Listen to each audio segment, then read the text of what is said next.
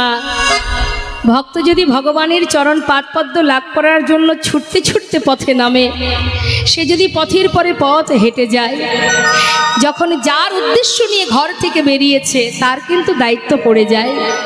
গোবিন্দ দেখছে ভক্ত সুদামা আসছে, পাশে বসে আছে রুক্মিণী সত্যভামা, জিজ্ঞাসা করছে, স্বামী তোমার বন্ধু তোমার জন্য পথের পরে পথ হেঁটে আসছে, পাগলের ন্যায় তোমার জন্য শুকনো চিড়ে নিয়ে ছুটে আসছে। স্বামী, আমি আর ওর কষ্ট সহ্য করতে পারছি না, তুমি তোমার ভক্তকে একবার দেখা দাও।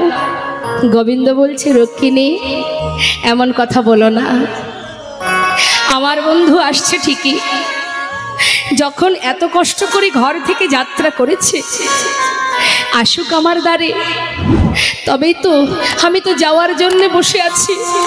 কতক্ষণে আসবে সুদামা আমার কাছে? আমি তার জীবনের সর্বস্ব কিনে নিয়েছি যাতে সে আমার কাছে আসে।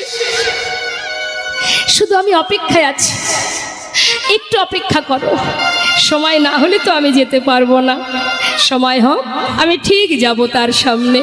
হরি বল। কি করেছে মা? দেখবেন মা, সময় না হলে ভগবান আসবে না, তুমি যতই ছটফট করো।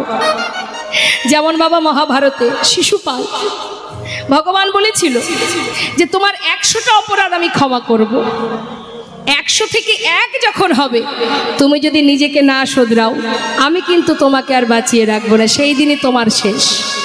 তাই একটার পর একটা অপরাধ করে যখন 101 হলো সেই দিনই কিন্তু তাকে প্রাণে মরতে হয়েছিল। তাই ভগবান সময় না হলে তোমার সামনে আসবে না, যতই তুমি কাঁদো, যতই তাকে ডাকো।